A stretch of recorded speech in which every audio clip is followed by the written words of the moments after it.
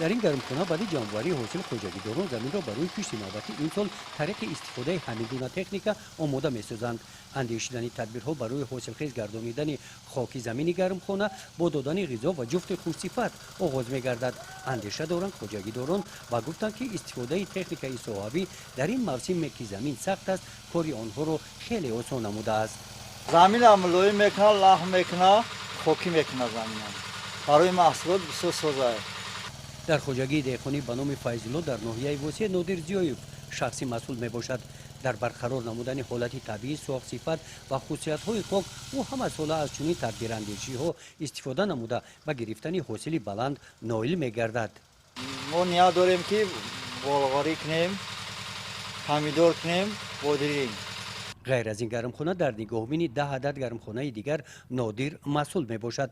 در 2 عدد گرمخانه آن به مثل این گرمخانه ماه نوامبر هم حاصل محصولات استعمالی فراوان است.